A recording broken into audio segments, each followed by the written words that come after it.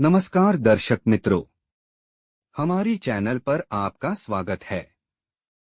कृपा करके हमारी चैनल लाइक, कमेंट एवं सब्सक्राइब करें ताकि हमारे नए अपडेट आपको मिलते रहे।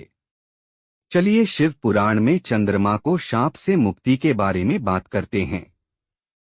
चंद्रमा की सुंदरता पर राजा दक्ष की 27 पुत्रियां मोहित हो गईं। वे सभी चंद्रमा से विवाह करना चाहती थीं। दक्ष ने समझाया सगी बहनों का एक ही पति होने से दाम्पत्य जीवन में बाधा आएगी, लेकिन चंद्रमा के प्रेम में पागल दक्ष पुत्रियां जिद पर अड़ी रहीं। अश्विनी सबसे बड़ी थी। उसने कहा कि पिताजी, हम आपस में मिलजोल से मित्रवत रहेंगे, आपको शिकायत नहीं मिलेगी। दक्ष ने 27 कन्याओं का विवाह चंद्रमा से कर दिया। विवाह से चंद्रमा और उनकी पत्नियां दोनों बहुत प्रसन्न थे, लेकिन ये खुशी ज्यादा दिनों तक नहीं रही। जल्द ही चंद्रमा 27 बहनों में से एक रोहिणी पर ज्यादा मोहित हो गए और अन्य पत्नियों की उपेक्षा करने लगे। यह बात दक्ष को पता चली और उन्होंने चंद्रमा को समझाया। कुछ दिनों तक तो चंद्रमा ठीक रहे, लेकिन जल्द ही वापस रोहिणी पर उनकी आसक्ति पहले से भी ज्यादा तेज हो गई। अन्य पुत्रियों के विलाप से दुखी दक्ष ने फिर चंद्रमा से बात की, लेकिन उन्होंने इसे अपना निजी मामला बताकर दक्ष का अपमान कर दिया।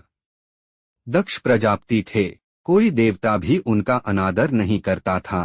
क्रोधित होकर उन्होंने चंद्रमा को शाप दिया कि तुम क्षय रोग के मरीज हो जाओ। दक्ष के शाप से चंद्रमा क्षय रोग से ग्रस्त होकर धूमिल हो गए। उनकी चमक समाप्त हो गई। पृथ्वी की गति बिगड़ने लगी। परेशान ऋषि मुनि और देवता भगवान ब्रह्मा की शरण में गए।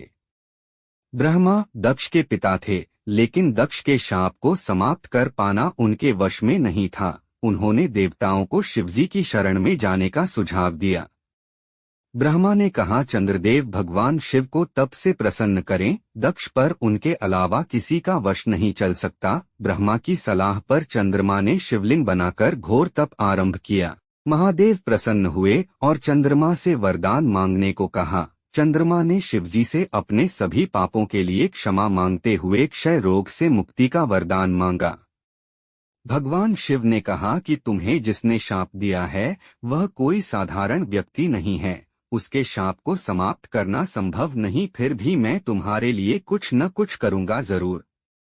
शिवजी बोले, एक माह में जो 2 पक्ष होते हैं उसमें से एक पक्ष में तुम मेरे वरदान से निखरते जाओगे, लेकिन दक्ष के शाप के प्रभाव से दूसरे पक्ष में क्षीण होते जाओगे।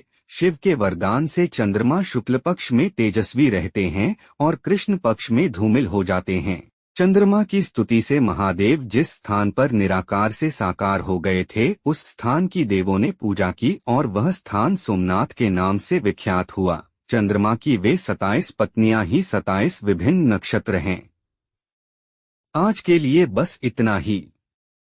मेरे सारे भाई और बहनों को विनती है कि आप हमारे शिव पुराण के अगले वीडियो भी देखें।